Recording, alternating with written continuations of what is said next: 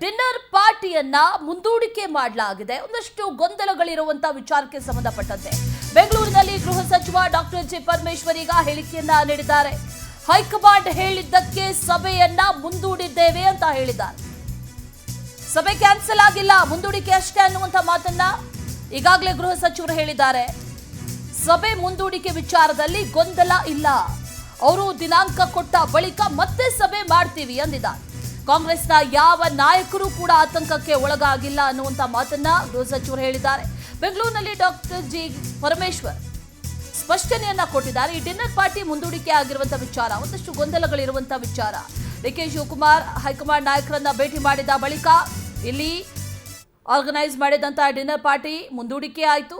ಸಾಕಷ್ಟು ಪ್ರಶ್ನೆಗಳು ಎಲ್ಲವೂ ಕೂಡ ಇದೆ. ಈ ಗೊಂದಲಗಳ ನಡುವೆ ಡಾಕ್ಟರ್ ಜಿ ಪರಮೇಶ್ವರ್ ಸ್ಟೇಟ್ಮೆಂಟ್ ಕೊಟ್ಟಿದ್ದಾರೆ. ಹೈಕಮಾಂಡ್ ಹೇಳಿದ್ದಕ್ಕೆ ಮುಂದೂಡಿದ್ದೇವೆ ಅಷ್ಟೇ, ಯಾವುದೇ ಗೊಂದಲ ಇಲ್ಲ, ಮತ್ತೆ ದಿನಾಂಕ ಕೊಡ್ತಾರೆ, ದಿನಾಂಕ ಕೊಟ್ಟ ಬಳಿಕ ಮತ್ತೆ ಸಭೆ ಮಾಡ್ತೀವಿ ಅಂದಿದ್ದಾರೆ.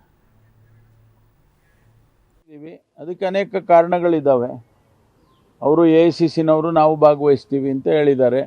ಭಾಗವಹಿಸಿ ಅಂತ ಅವ್ರ ಡೇಟ್ಗೆ ಮುಂದಕ್ಕೆ ಹಾಕಿದ್ದೇವೆ. ಅವ್ರು ಬಂದಾಗ ಡೇಟ್ ನಂಬಿಕೆ ಪ್ರಶ್ನೆ ಏನು ಬಂತು?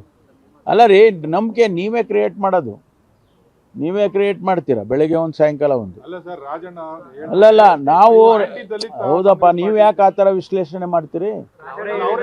ಯಾರು ಅಲ್ಲಲ್ಲ, ನೆನ್ನೆ ನೀವು ಹೇಳಿದ್ದು ಮುಂದಕ್ಕೆ ಹಾಕಿದ್ದು AICCನವ್ರು ಬರ್ತಾರೆ.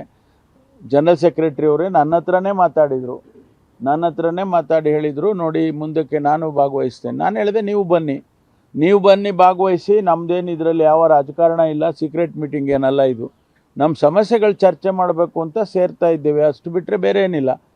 ಅದಕ್ಕೆ ನೀವೇ ಬನ್ನಿ, ನೀವೇ ಪ್ರಿಸೈಡ್ ಮಾಡಿ ಅಂತ ಹೇಳಿದೆ ನಾನು.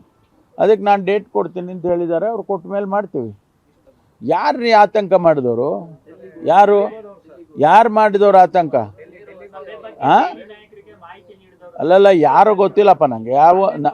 ನನಗೆ ಗೊತ್ತಿರುವ ಹಾಗೆ ಯಾವ ಆತಂಕನೂ ಇಲ್ಲ. ಯಾರು ಇಲ್ಲಿ ಸ್ಪಷ್ಟವಾಗಿ ಹೇಳಿದ್ದೇನೆ ನಾನು, ಯಾರು ಇಲ್ಲಿ ಆತಂಕ ಪಡ್ತಕ್ಕಂಥ ಅಗತ್ಯತೆ ಇಲ್ಲವೇ ಇಲ್ಲ. ಸುಮ್ಮನೆ ಅವ್ರು ಯಾರು ಹೇಳಿದರು, ನೀವೇನು ಹೇಳಿದರು, ಅವ್ರೇನು ಹೇಳ್ತೀರಾ ಅಂದರೆ ಅದು ಆಗೋದಿಲ್ಲ. ಮುಂದೂಡಿದ್ದೀವಿ, ಅದಕ್ಕೆ ಅನೇಕ ಕಾರಣಗಳಿದ್ದಾವೆ. ಅವರು AICCನವರು